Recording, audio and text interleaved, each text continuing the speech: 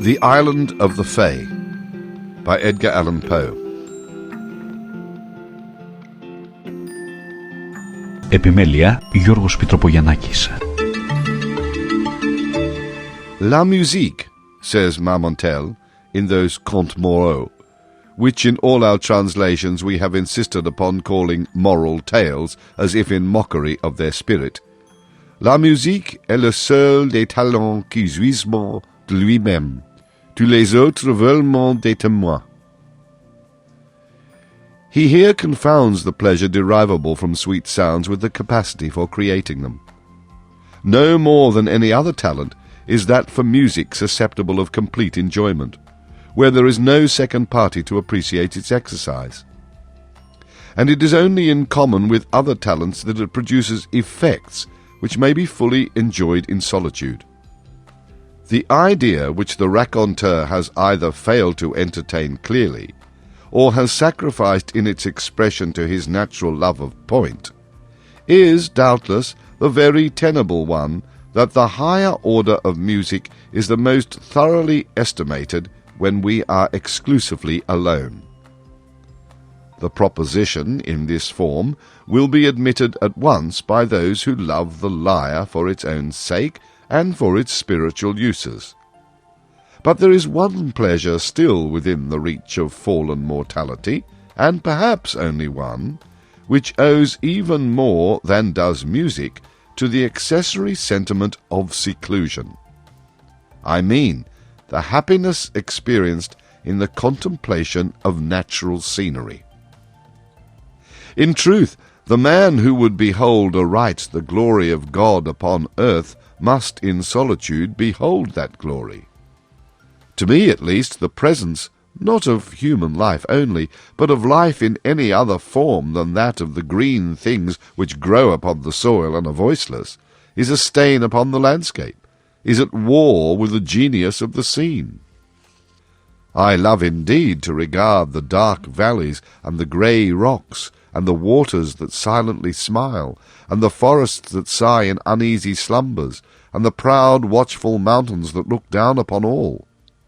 I love to regard these as themselves but the colossal members of one vast animate and sentient whole, a whole whose form, that of the sphere, is the most perfect and most inclusive of all, whose path is among associate planets, whose meek handmaiden is the moon, whose mediate sovereign is the sun, whose life is eternity, whose thought is that of a god, whose enjoyment is knowledge, whose destinies are lost in immensity, whose cognizance of ourselves is akin with our own cognizance of the animalculae which infest the brain, a being which we, in consequence, regard as purely inanimate and material, much in the same manner as these animalculae must thus regard us.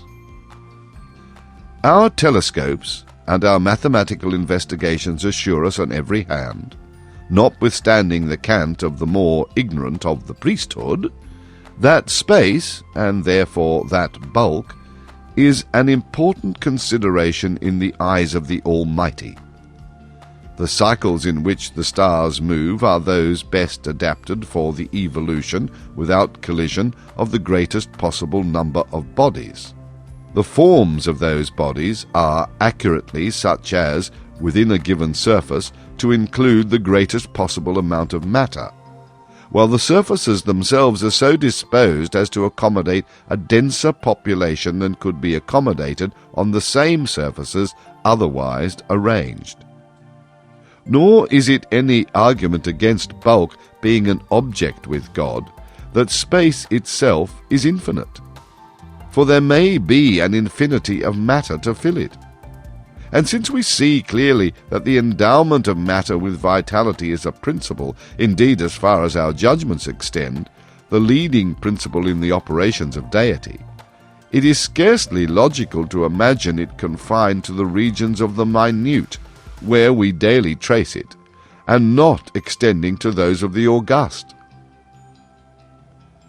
As we find cycle within cycle without end, yet all revolving around one far-distant centre, which is the Godhead, may we not analogically suppose, in the same manner, life within life, the less within the greater, and all within the Spirit divine?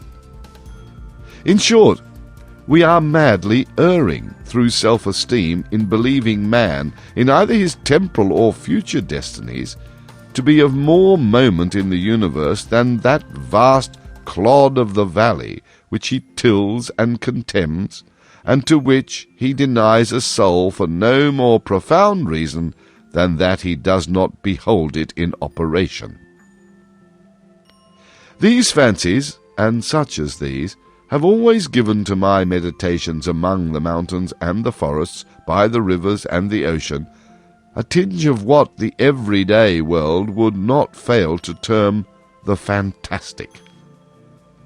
My wanderings amid such scenes have been many and far-searching, and often solitary, and the interest with which I have strayed through many a dim deep valley, or gazed into the reflected heaven of many a bright lake, has been an interest greatly deepened by the thought that I have strayed and gazed alone. What flippant Frenchman was it who said, in allusion to the well-known work of Zimmermann, that «La solitude est une belle chose, mais il faut quelqu'un pour vous dire que la solitude est une belle chose»? The epigram cannot be gainsaid, but the necessity is a thing that does not exist. It was during one of my lonely journeyings, amid a far-distant region of mountain locked within mountain, and sad rivers and melancholy tarns writhing or sleeping within all, that I chanced upon a certain rivulet and island. I came upon them suddenly in the leafy June, and threw myself upon the turf beneath the branches of an unknown odorous shrub, that I might doze as I contemplated the scene.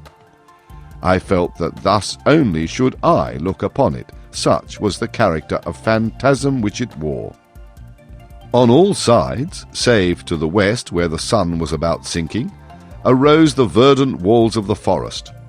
The little river, which turned sharply in its course, and was thus immediately lost to sight, seemed to have no exit from its prison, but to be absorbed by the deep green foliage of the trees to the east, while in the opposite quarter, so it appeared to me as I lay at length and glanced upwards, there poured down noiselessly and continuously into the valley a rich golden and crimson waterfall from the sunset fountains of the sky. About midway in the short vista which my dreamy vision took in, one small circular island, profusely verdant, reposed upon the bottom of the stream. So blended bank and shadow there, that each seemed pendulous in air. So mirror-like was the glassy water, that it was scarcely possible to say at what point upon the slope of the emerald turf its crystal dominion began. My position enabled me to include in a single view both the eastern and western extremities of the islet, and I observed a singularly marked difference in their aspects. The latter was all one radiant harem of garden beauties. It glowed and blushed beneath the eye of the slant sunlight, and fairly laughed with flowers. The grass was short, springy, sweet-scented, and asphodel interspersed. The trees were lithe, mirthful, erect, bright, slender, and graceful, of eastern figure and foliage, with bark smooth, glossy, and party-coloured. There seemed a deep sense of life and joy about it all. And although no airs blew from out the heavens, yet everything had motion through the gentle sweepings to and fro of innumerable butterflies that might have been mistaken for tulips with wings. The other, or eastern end of the isle, was whelmed in the blackest shade. A sombre, yet beautiful and peaceful gloom here pervaded all things.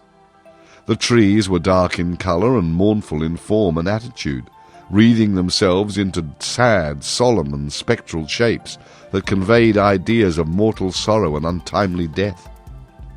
The grass wore the deep tint of the cypress, and the heads of its blades hung droopingly, and hither and thither among it were many small unsightly hillocks, low and narrow, and not very long, that had the aspect of graves but were not. Although over and all about them the rue and the rosemary clambered. The shade of the trees fell heavily upon the water, and seemed to bury itself therein, impregnating the depths of the element with darkness. I fancied that each shadow, as the sun descended lower and lower, separated itself suddenly from the trunk that gave it birth, and thus became absorbed by the stream, while other shadows issued momently from the trees, taking the place of their predecessors thus entombed. This idea, having once seized my fancy, greatly excited it, and I lost myself forthwith in reverie. If ever island were enchanted, said I to myself, this is it. This is the haunt of the few gentle Fays who remain from the wreck of the race. Are these green tombs theirs? Or do they yield up their sweet lives as mankind yield up their own? In dying, do they not rather waste away mournfully, rendering unto God little by little their existence, as these trees render up shadow after shadow, exhausting their substances unto dissolution? What the wasting tree is to the water that imbibes its shade, growing thus blacker by what it preys upon, may not the life of the Fay be to the death which engulfs it? As I thus mused with half-shut eyes, while the sun sank rapidly to rest, and eddying currents careered around and round the island, bearing upon their bosom large dazzling white flakes of the bark of the sycamore, flakes which in their multiform position upon the water a quick imagination might have converted into anything it pleased. While I thus mused, it appeared to me that the form of one of those very Fays about whom I had been pondering made its way slowly into the darkness from out the light at the western end of the island. She stood erect in a singularly fragile canoe, and urged it with the mere phantom of an oar. While within the influence of the lingering sunbeams her attitude seemed indicative of joy, but sorrow deformed it as she passed within the shade. Slowly she glided along, and at length rounded the islet and re-entered the region of light. The revolution which has just been made by the Fay, continued I musingly, is the cycle of the brief year of her life. She has floated through her winter and through her summer. She is a year nearer unto death, for I did not fail to see that as she came into the shade, her shadow fell from her and was swallowed up in the dark water, making its blackness more black. And again the boat appeared, and the Fay. But about the attitude of the latter there was more of care and uncertainty, and less of elastic joy. She floated again from out the light and into the gloom, which deepened momently, and again her shadow fell from her into the ebony water, and became absorbed into its blackness. And again she made the circuit of the island, while the sun rushed down to his slumbers, and at each issuing into the light, there was more sorrow about her person, while it grew feebler, and far fainter, and more indistinct. And at each passage into the gloom, there fell from her a darker shade, which became whelmed in a shadow more black. But at length, when the sun had utterly departed, the Fay, now the mere ghost of her former self, went disconsolately with her boat into the region of the ebony flood, and that she issued thence at all I cannot say, for darkness fell over all things, and I beheld her magical figure no more. Επιμέλεια Γιώργος Πιτροπογιαννάκης.